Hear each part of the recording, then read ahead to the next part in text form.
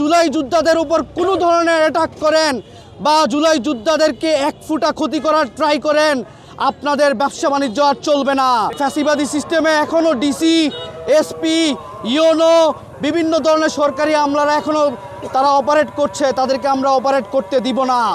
1971 সালে আমরা স্বাধীন হয়েছি, কিন্তু 1972 সালে আমাদের কাছে এক স্বৈরশাসক আমাদের মাথার উপর চেপে বসেছিল।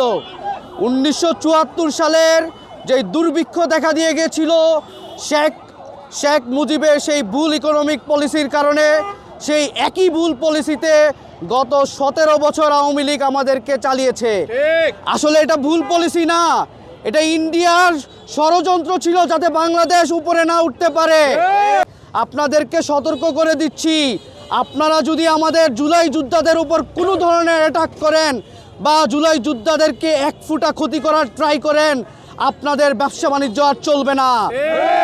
আমরা 24-এর 5 আগস্টের পরে বলেছিলাম ইন্ডিয়ার বা আওয়ামী লীগের কোনো কোম্পানির ক্ষতি না করতে, কারণ আমরা ভেবেছিলাম এই দেশের জনগণের কর্মসংস্থানের কথা, ঠিক একইভাবে ফরেন ডিরেক্ট ইনভেস্টমেন্টের কথা।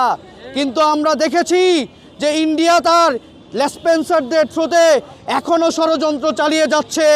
আমার ভাই হাদি এখনও হসপিটালে, সে বাঁচবে কিনা আমরা জানি না, কিন্তু সে যদি মরে যায় তাহলে ইন্ডিয়াকে আমরা বলতে চাই, তোমার সবচেয়ে বড় যেই কোম্পানি আছে মেরিকো, সেই কোম্পানিকে বাংলাদেশে আমরা চলতে দিব না।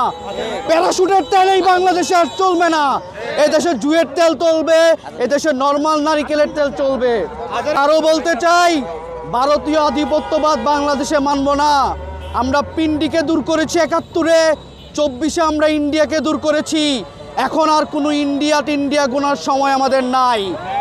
24-এর সকল শক্তিকে ঐক্যবদ্ধ হতে হবে। এই ফ্যাসিবাদ এটা একটা সিস্টেম, এই সিস্টেমকে আমাদেরকে দূর করতে হবে।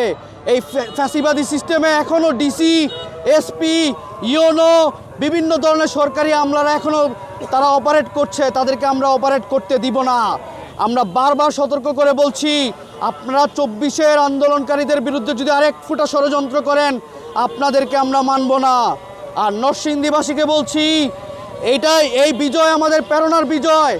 এবার আপনাদের সময় এসেছে সৎ, যোগ্য, শিক্ষিত ভালো মানুষকে সংসদে নিয়ে যাওয়ার। আপনারা ভালো মানুষকে ভোট দিবেন, আপনারা টাকার বিনিময়ে ভোট দিবেন না, আপনারা সন্ত্রাসের বিনিময়ে ভোট দিবেন না। আজকে নরসিংদীতে সন্ত্রাসে ভরে গেছে।